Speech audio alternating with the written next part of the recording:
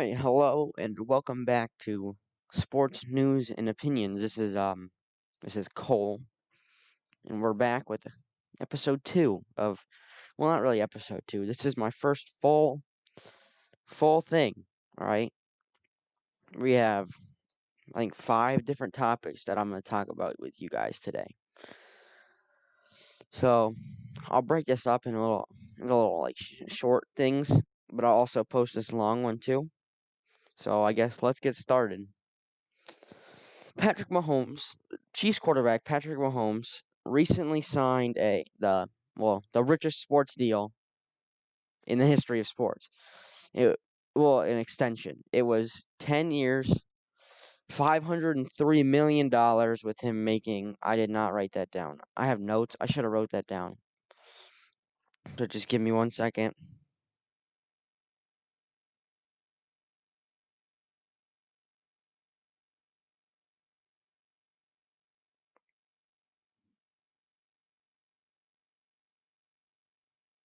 Okay.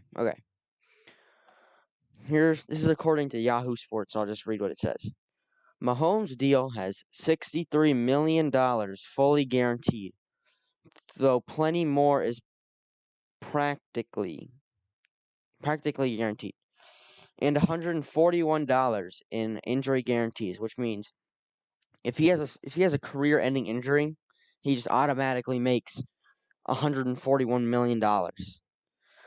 His largest cap hit will be an incredible $59.9 million in 2027, and will never dip below $40 million after 2025.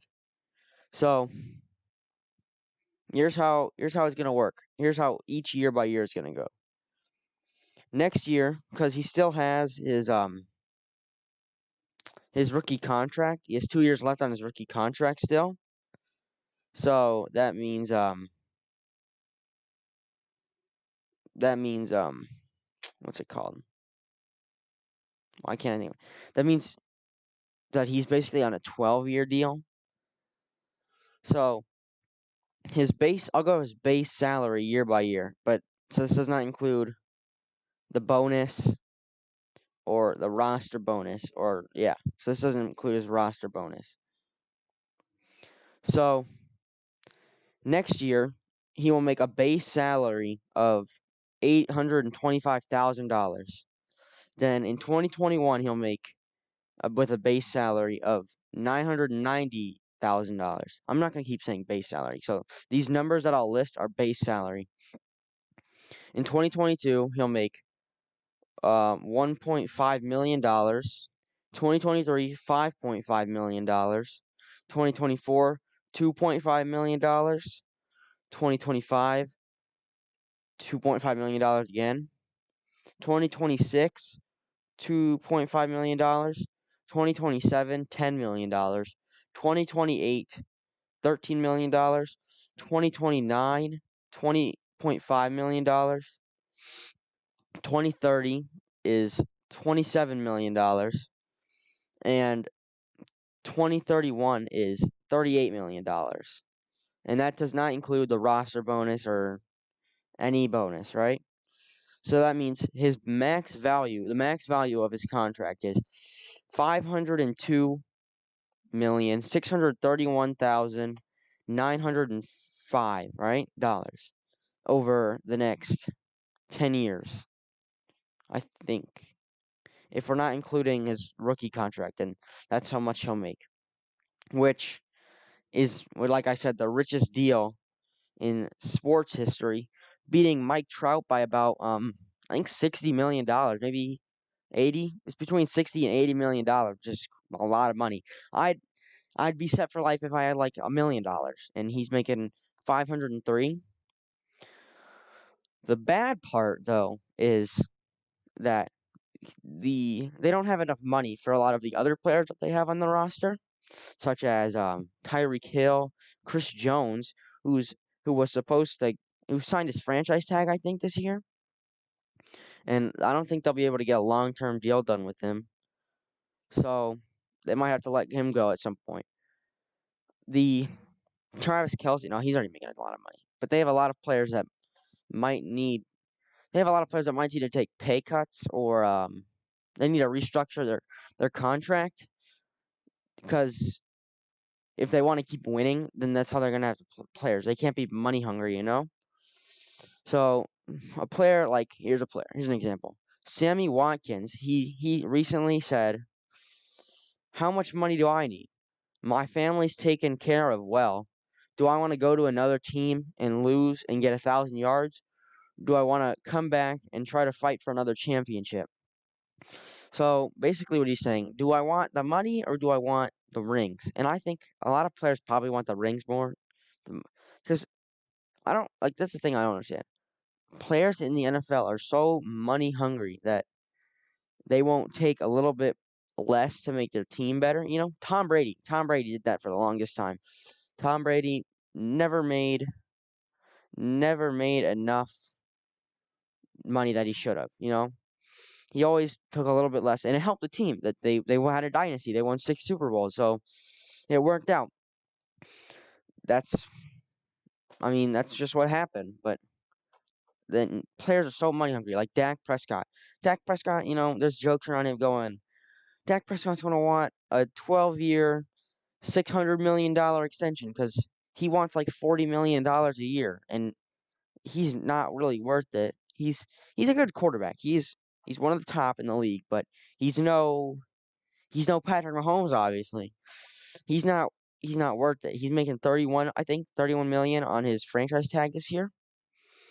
So I mean, this might be his last year. There were rumors of him getting traded in the offseason. I saw one. It was like I didn't really think it was a good deal, but it was Dak Prescott for two of the Dolphins' first round picks. I think it was 5 and 26, 5 and I think it was 5 and 26, 5 and 26, and like a third and a fifth for Dak Prescott. And then with the fifth pick, the Cowboys would take Tua with the fifth pick, and he would just replace Dak, which it's not. I don't think it's not bad because it's not good though. It's not that good. And so one thing I was hearing is if we get another player like Patrick Mahomes, one of the like a really good top tier quarterback, or just anything, where they're talking. I've heard instead of having a set number, guessing the cap hit, no, not the cap hit, the cap number that each team will have every year. They might do like I'll pay you like 25 or 30% of the cap salary this year. So if let's just go off 10, right? Let's say I'm going to do a low number because my math is off. It's the summer. I don't need to do math. Let's say that the um the cap the cap salary for every team is $10 million. This is a really cheap world, right? It's $10 million, right? So if they say I will pay you 10% of the cap every year for the next 10 years, and it's 10 million every year. He's making $1 million every year, right? So that's what they're saying, right? They're saying, let's say the cap is at 145. I think that's like an NBA number. I don't know if that's how the NFL would be or not, but and they want to be like, I'll pay you 25% of the cap amount this year. I mean, every year for the next 10, 12 years. And we haven't had a contract like that yet, but we might in the future with this contract, like the contract like this, like Patrick Mahomes. So I have a game, I guess. It's not really a game. It's kind of betting, but we're not betting any money. So I want to do over under Chiefs win 2.5. No, not 2.5. It's too little. I'll say 3.5 Super Bowls within the next 12 years. I think it's gonna be over. I think they can win. I think they can win like 5. Honestly, if they can, if they can, if either the cap raises by a lot or the Chiefs players will take pay cuts and restructure their deals, they could be the next dynasty. But until that happens, I don't know. We'll see. Um, like I was talking about earlier about Chris Jones. Chris Jones recently signed, I think, his franchise tag this offseason. He's one of the better defensive linemen in the league. In the league. And so at 26 years old, he had 9 sacks, and then the previous year he had 15 and a half. So he's one of the better defensive linemen in the league, obviously. Like I said, yeah. He recently, I think, did he sign it? He might have agreed. I have to look. No, they placed the franchise tag on him, and that is coming out to about $16.1 million. He hasn't signed it yet, but if he does, then he'll make $16.1 million this year. So, also, the thing about the Chiefs is that they have, even before Patrick Mahomes' extension, they had like $161 million, not million, $161, something like that, something really low in cap space. Like there were jokes like, I don't even know what the jokes were, but they were not good. They couldn't even sign a player off the street, you know? Like they couldn't even. I wouldn't even sign for 100. Actually, I would sign for $161 million. I mean, $161. I do not have that. So I just saw that somehow the Chris Jones and the Chiefs are negotiating on a contract. I don't know. They don't have any money to pay him right now except for the $16.1 million, but he has yet to sign that. So I guess we'll have to wait and see with him. And well, yeah, we'll see. We'll see how this contract goes. I'm gonna take a pause because I need to cut that off. All right, just remember 12 minutes. All right, so here's my next topic. Here's what we're talking about next. In my last video, I did the Arizona Cardinals season preview where I said I think Kyler Murray can possibly win MVP. I can see them making the playoffs. Well, we're going in ABC order, all right? So this time I have the Atlanta Falcons, right? Now, here's the thing about the Atlanta Falcons. I think that they are one of the biggest boom or bust teams in the league this year. I think they're either gonna make it to the second round of the playoffs or they're not gonna make it at all. They could either be in the best team, not the best team. They can either be the second best team or like the worst team in their division, which has the Saints, the Bucks, and the Panthers in it as well. It's the what is that? The NFC? Is that the NFC South? I think so. So I think, yeah, they have gone 7-9 both of the past 2 years, and then the year before that they went 10-6, and they lost to the not the Falcons. They are the Falcons. They lost to the Eagles in the I think the divisional round, and the year before that they obviously 28-3 were 28-3. So the Falcons are coming off. I wouldn't say it's not a win streak, obviously, but they're coming off an 8-game timeline, I guess I'll say. A little 8-game thing. I don't know. Where they won 6 out of their last 8 games, beating the I think they beat the 49ers in one of those games, who obviously went on to lose in the Super Bowl to the Chiefs, but so I don't know. So here's another thing about the Falcons. They could possibly have all 11 starters on offense this year as former first round picks. They have quarterback Matt Ryan, obviously. They got Todd Gurley from the Rams, not the Rams, the Rams in the offseason, who,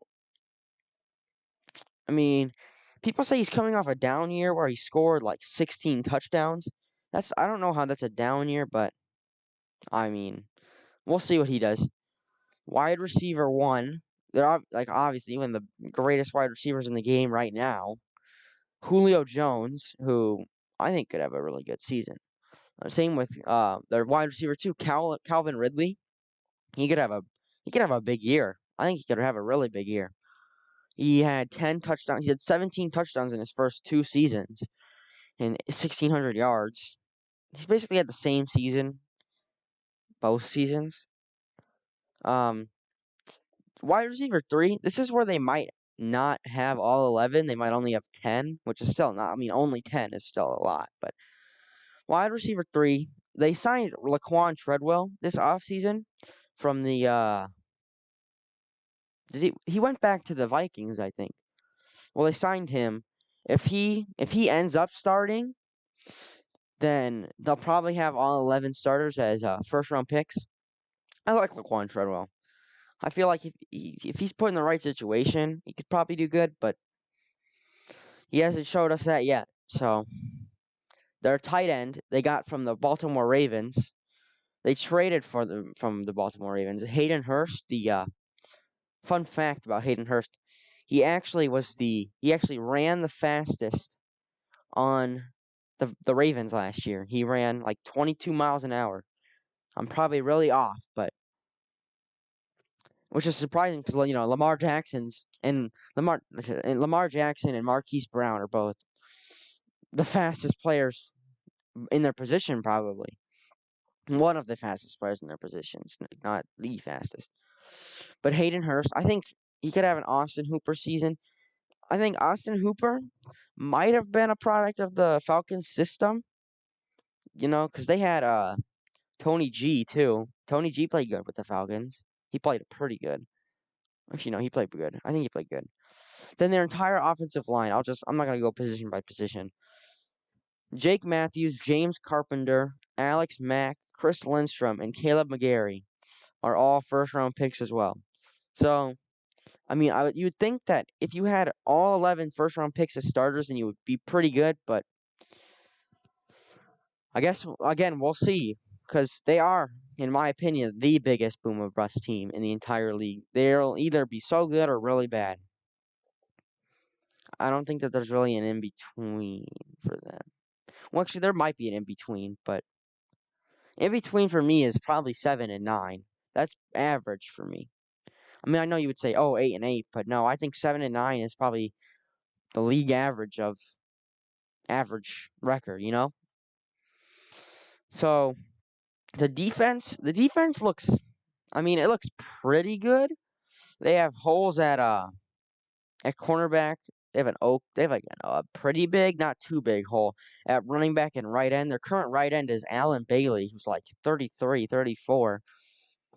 So they might need to look at someone to replace at right end. But cornerback, they recently drafted AJ Terrell. They have Kendall Sheffield and they have Isaiah Oliver. They are all really young players who could who I think Isaiah Oliver could look to take a big leap this offseason. But last season I heard he did not look very good. Another player they got from the Rams was Dante Fowler, former, I think, number 3 or number 5. I think it's number 3. Former number 3 overall draft pick from by the Jaguars, who was traded to the Rams, I think, 2 seasons ago, not last year. I mean, I think he was traded last year, but 2 seasons ago. So they got him from the Rams too. I think he's coming off a breakout season in like 10 sacks, 9 sacks. Pretty good. And that's really good. Their draft class, they either hit or they missed. Like they had their draft class reflected how they play as a team. It was either a really good pick or an okay pick. They got AJ Terrell out of Clemson, the cornerback who I mentioned earlier, who he he wasn't really expected to go this high. I heard early to mid second round, but not 16th. I think they got him at not 16th overall pick. But if they believe that he's their guy, then they're going to take him. That's why always thought people thought Daniel Jones of the Giants was not good, but I always thought if they think that Daniel Jones is their guy, why wouldn't they take him that early? And it ended up good for them. They have a bright future in New York. That's my dog, so she's in here. In the second round, they got Marlon Davidson, the defensive lineman out of Auburn, who he's not tall for his position, but he's pretty big. He's 6'3", 303 pounds. Oh yeah, okay, wait 1 second. Back to that AJ Terrell. I give that like a C plus, B minus, probably more C plus in the C area. There were other good players on the board that they could have taken, but if they believe that that's their guy, then they should take him. But back to Marlon Davidson. He looks like a pretty good fit with the Falcons next to Grady Jarrett and pretty much Grady Jarrett. That's pretty much it. That's why they have a big hole in the defensive line. I think Marlon Davidson, he's a really good player. I think he's not the biggest, but he can. I mean, he didn't get. I don't think he got that. I think he split time a little bit with Derek Brown, who went to the division rivals, Carolina Panthers, with the seventh pick, I think. So Marlon Davidson, he's a good player. I give that pick a B plus, B, around that area too. In the third round, they got Matt Hennessy, who I was pretty high on. I thought, you know, I didn't think he would be. Well, they got him in the third round. I think that's a really good spot. No, he shouldn't have gone later. He shouldn't have gone earlier. Third round's right where he should be. He's one of the more underrated prospects, I think. I gave that pick an A minus. Did I mention he was an offensive lineman? I think he's more of a guard. I think I heard he's more of a. I think he could play more guard, and there's a chance that he plays. I think left guard over James Carpenter, which would make it 10 offensive starters over 11. But week one they might have 11. In in round four, they got two players. They got Michael Walker out of Fresno State. He's a linebacker, pretty athletic dude. He's not. He's. I heard he's iffy in coverage, but he can. He's not bad. He's not the greatest. He's more athletic than he is. He's probably a raw. I think he's more of a raw prospect than a polished one. So he'll be. I think he's one of the more boomer bust players. I think not really boomer bust because he's fourth round, but I think he can have a pretty solid career. In another the other second pick in round four, they got Jalen Hawkins, the safety out of California. He's another one of those athletic players that's pretty raw. I think he's really good. He's pretty. He's got some speed. He was overshadowed. I heard he's overshadowed by Ashton Davis, who's really fast. He's a track star he went to the Jets. Um, they both went to California, I think. That's why he was a little overshadowed. Um, so he's more of a run. He's a run stuffer. I think it's run stuffer first, then coverage. I give that pick an A minus, A. Probably B plus A minus, that range. He's.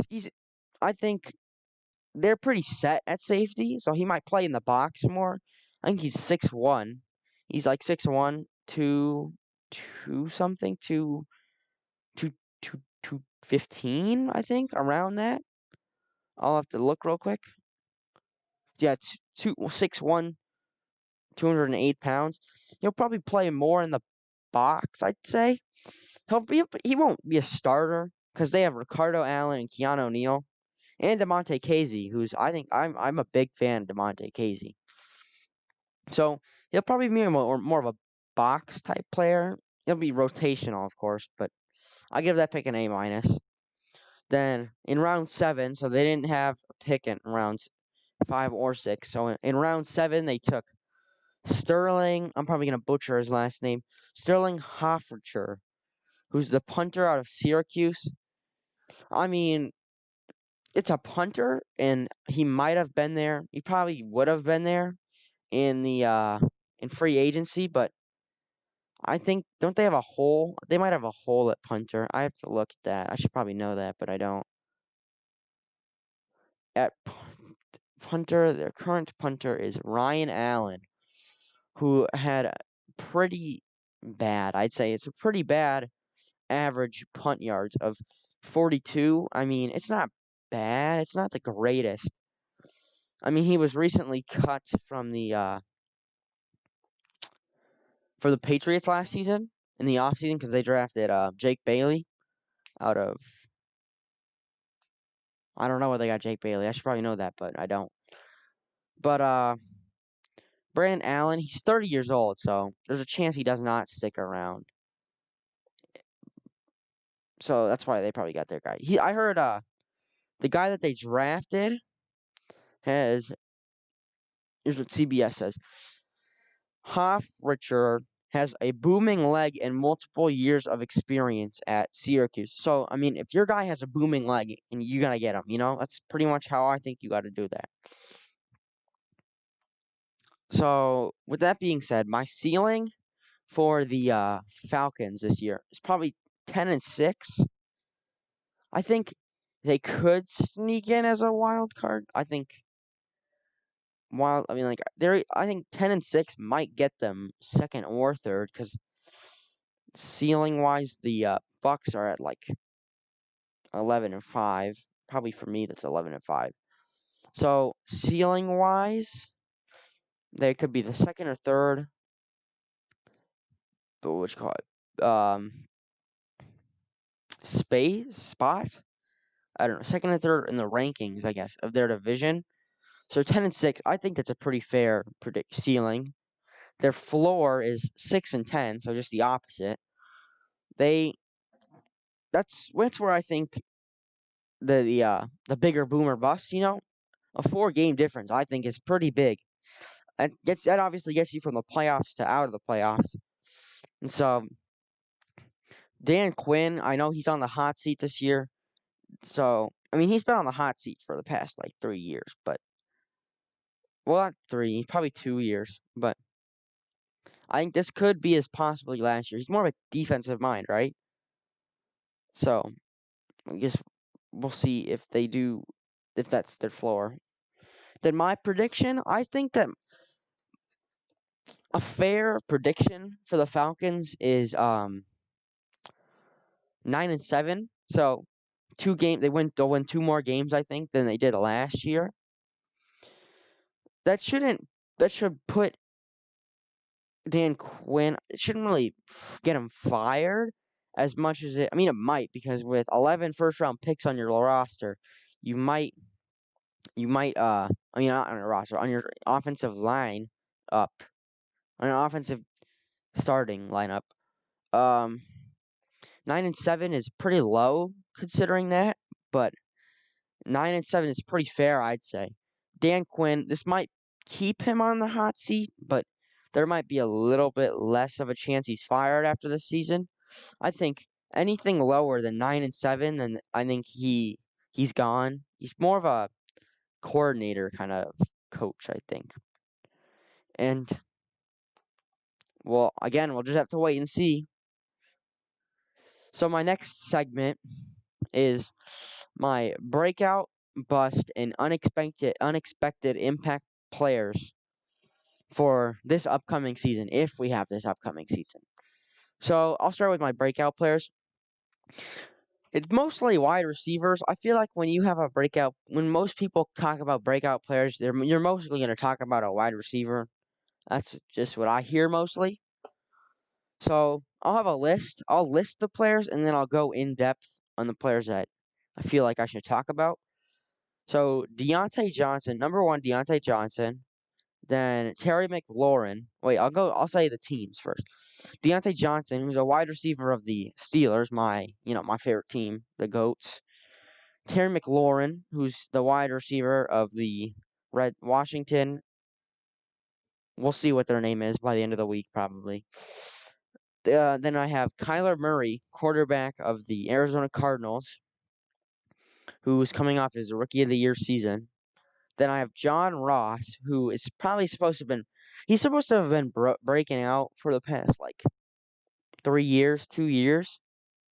I mean, I would say that last year, no, like he had 2 seasons ago, he had 7 touchdowns. They were all pretty much in the red zone though. And then last season, before injury, he was playing pretty well. I actually had him on my fantasy team, which he wasn't on there for that long, but he was on it. So I don't know. Then I have Jalen Ferguson, who is the outside linebacker edge rusher for the Baltimore Ravens. He's in his second year. He I was very high on him coming out of he came out of Penn State. No, he didn't. Where did he come out of? I forgot. I think it was like I should know this. Why don't I know this? Coming out of I mean I knew, yeah, not Penn State. I was way off. It was Louisiana Tech. Coming out of Louisiana Tech. I was a big fan of him coming out of Louisiana Tech, and I expect him to break out this year.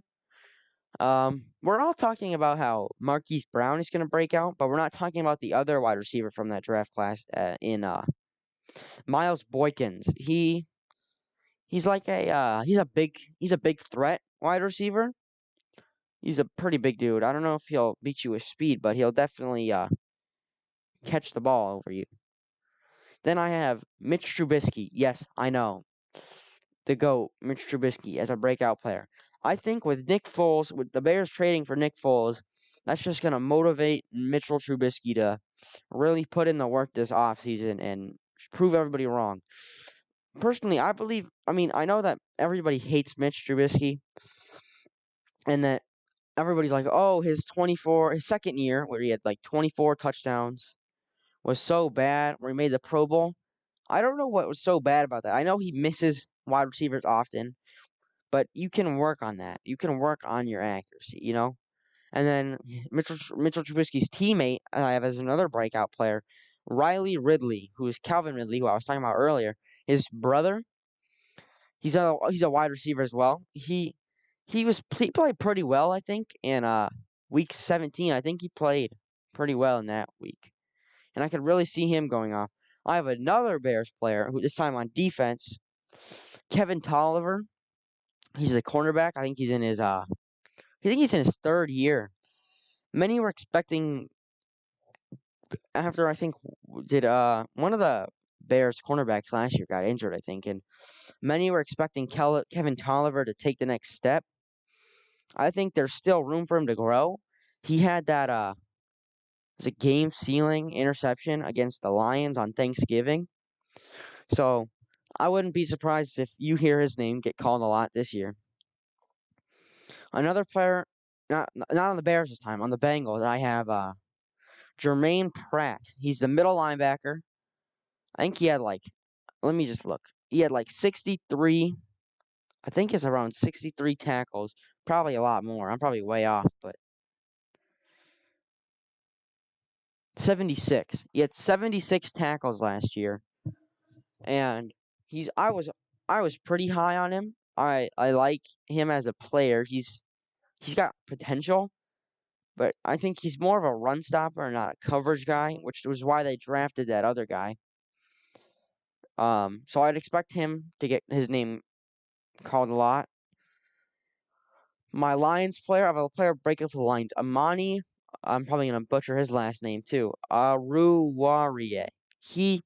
I heard coming out of the draft last year, coming into the draft last year, I heard him coming possibly as a late first round pick, but he ended up dropping all the way to was it the fifth round? It might have been the fifth round. It was He was drafted in the fifth round, pick 146.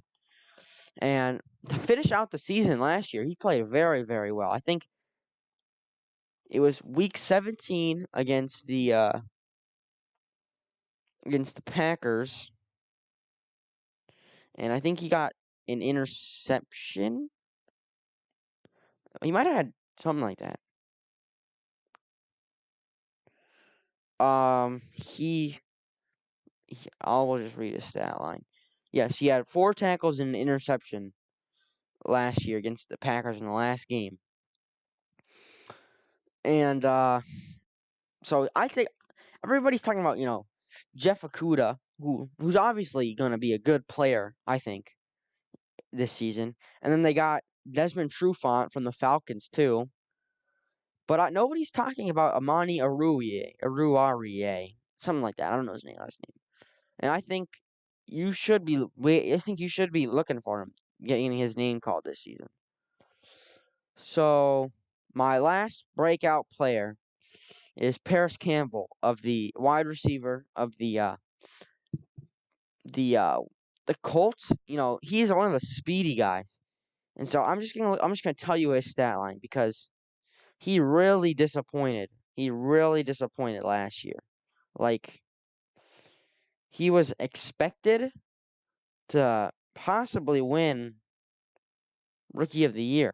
Not Rookie of the Year. I mean, probably he was in the he's expected to be in the running at least. Coming out of the combine, he was people were very, very high on him. And then he just did not have the rookie season that we were all expecting. I think he missed some games. He didn't get very much playing time. He's expected to have a really good, since he's speedy, he should have a really high yards per reception. But here's what happened. 24 targets, 18 receptions, 127 yards. You know what that equates to? 7.1 yards per reception, He only played 7 games, so that's a really small sample size. But I'm really expecting him to take a leap this season. And as I was thinking about that, I thought of another player. I don't know why I can't think of him. He is on another wide receiver. Surprise. What is his name?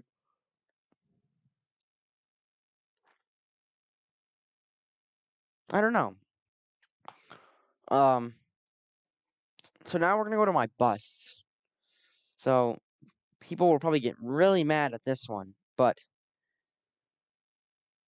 my first bust, I wouldn't. I mean, I wrote it down as a bust. I don't. It's not gonna be really a bust. It's just he won't. I don't think he'll exceed the expectations that he's given this season. I have DK Metcalf, the wide receiver of the Seattle Seahawks, as a bust this season. He'll not but he won't bust. I think he'll have a very similar season to last year. Maybe I think less receptions, same amount of yards. So that means higher yards per reception. Probably a little bit more touchdowns, but I don't expect him to. Everybody's expecting him to get like 1,000 yards plus this season, and I don't see it. I see, people are gonna see him as the number one receiver probably. He'll get double teamed, and I don't think he's ready for that. I think give him another season and he'll do good, but I don't know about next season. Another player that I have as a bust is Melvin Gordon, the new running back of the Chargers. Not the Chargers, he was on the Chargers. The Broncos. He signed with the Broncos this offseason, and I just think he's gonna bust because, statistically, one of the most important stats as a running back is yards per carry. And Melvin Gordon, if in his, I'll go year by year. Last year, 3.8 yards per carry. The year before that, 5.1. So that's his season high, his career high. The year before that, 3.9. Then 3.9 again. Then in his rookie season, 3.5. I think, that's one of the most important stats as a running back. And with him sharing carries now, I do not see him playing as well. So, Solomon Thomas is my next player. I know he was drafted with the 3rd pick in the 2017 NFL draft. I mean, obviously NFL. I'm only talking about the NFL right now. And so, he was supposed to be really good coming out of. I think he came out of Stanford. He's supposed to be really good. That's why he was obviously the number 3 pick. But he has not proven his worth in the NFL this so far. So I really don't see him having a career, at least not with the 49ers. He'll he'll end up being traded probably this by the trade deadline. He'll probably be traded. I see probably the Seahawks around that. I just do not. I don't see him having career in the NFL. My next bust is Shaquille Barrett. That might surprise a lot of people. He led the league in sacks last year. He second in the league for tackles for loss. I just do not see.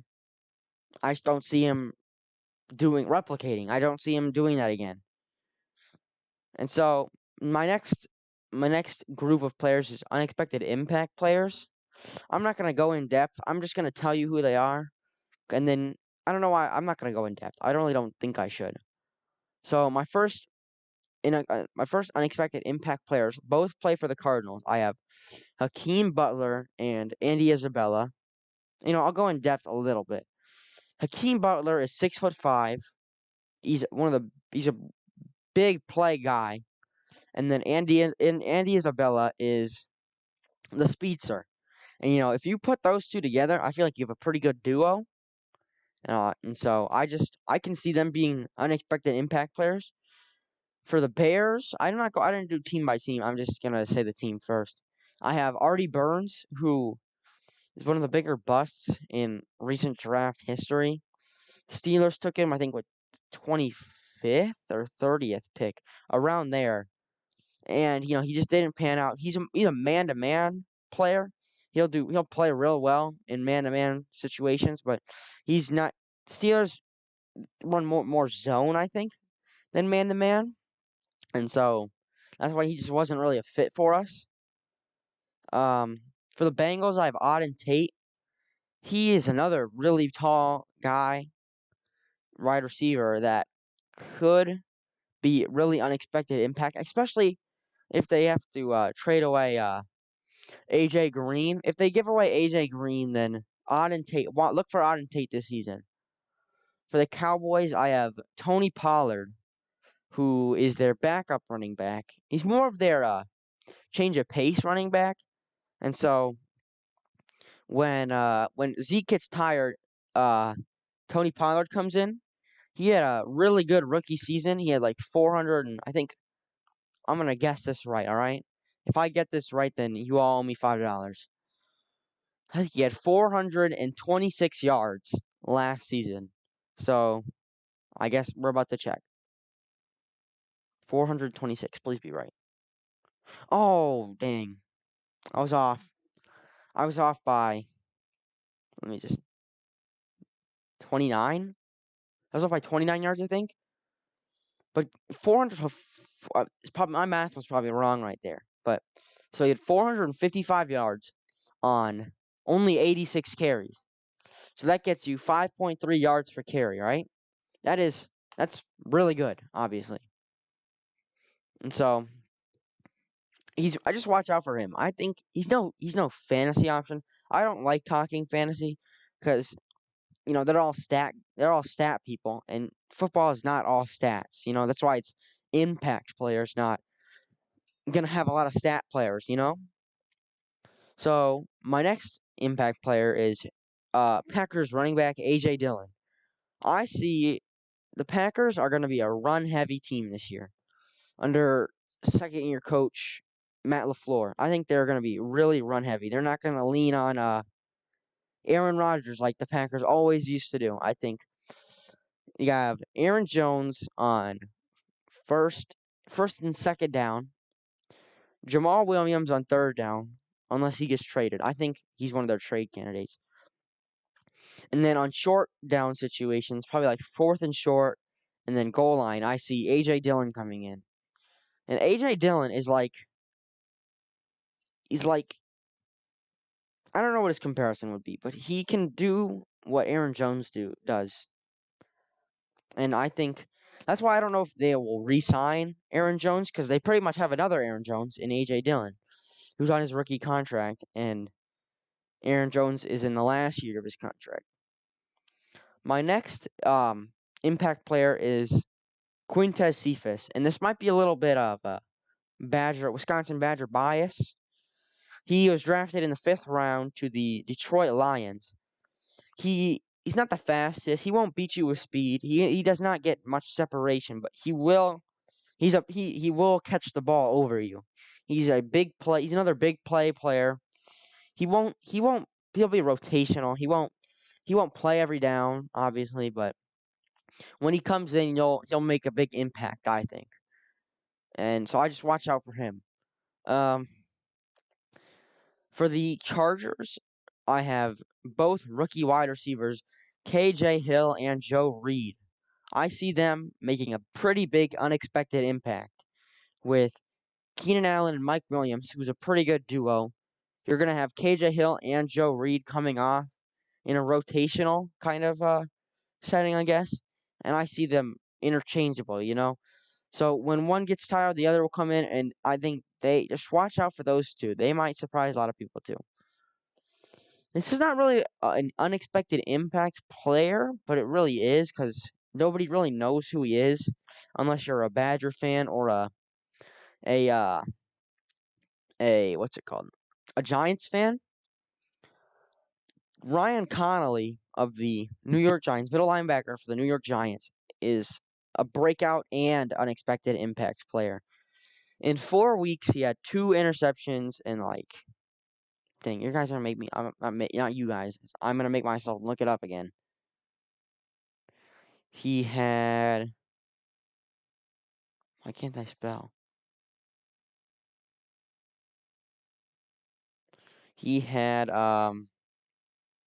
20 tackles, 1 sack, and 2 interceptions in 4 weeks last year. And so he was on pace to be one of the better rookies. And, he got injured. He tore his ACL. He's coming off an ACL injury. That's my dog again. Don't mind her. So just watch out for them. So I'll move on to my next segment now, which is DeAndre Baker and Quinton Dunbar. There's a recent. I'll just read what I wrote. There's a rumor. There's a rumor going around the NFL right now that Giants' second-year cornerback DeAndre Baker and Seahawks 6-year cornerback Quinton Dunbar paid the victims of the robbery that the two had been accused for to change their testimony. Both cornerbacks were accused of stealing money and other valuables from people at a party in May.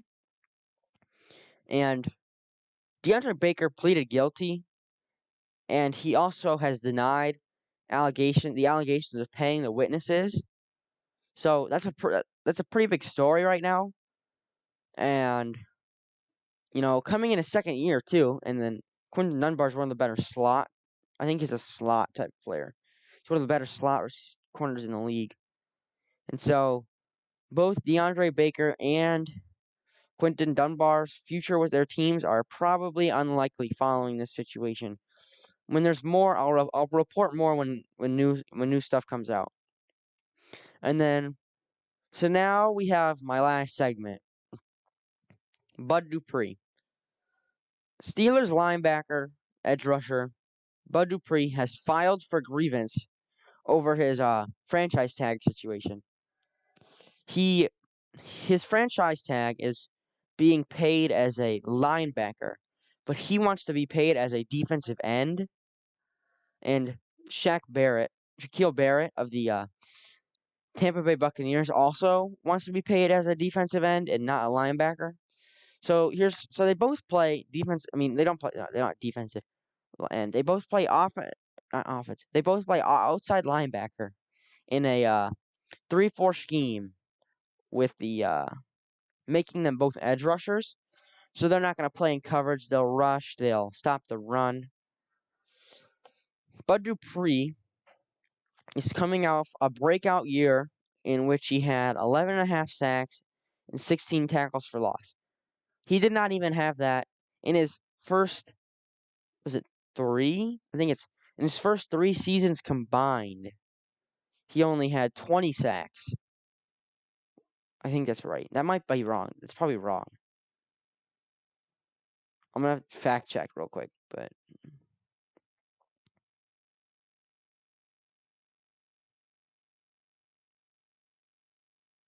no, that's right. He had exactly 20 sacks in his first, actually 4 seasons, not 5, not 3. His first 4 seasons, he had 20 sacks. That's 5 per season, obviously. He's coming off his breakout year, and so the Steelers are not going to give him a long-term deal yet. They want to see if he can do it again, so they're going to franchise tag him. They also didn't really have enough money to give him a long-term deal right now. So he wants to be paid as a defensive end. Same for Shaq Barrett, who, like I said earlier, is coming off a 19 and a half sack season, which was first in the league. And he also had 23 tackles for loss, which was tied for second with other Steelers outside linebacker, edge rusher, TJ Watt, he's gonna break the single sack season record this year. I'm calling it. So they both want to be paid for a position that they're not, pretty much. The difference between a defensive end franchise tag and a linebacker's franchise tag is that the defensive end gets paid more, like gets around roughly $2 more million, which in NFL terms does not sound like a lot, but in not NFL terms, that sounds like a lot of money. I would be set for life with $2 million. So I mean, I don't know if if the NFL will accept the grievance. I think that's how that works. But I think you should not. These are both their breakout seasons. They were both not top edge rushers. I mean, they're not top. Shaq Barrett might be a top edge rusher, but Bud Dupree is not top yet. Um, I don't know if they should be paid for their one season of this performance. I think to get the $2 extra million, you need to prove that you can do it again. That's why I think the NFL should decline it. Like if it was, let's say if it was a consistent player that's doing this, I could see them accepting it. But I want the NFL can they I mean they haven't done it yet. So what makes you think that they could do it now? You know? All right, well that's all I have for today. Thank you for watching and peace.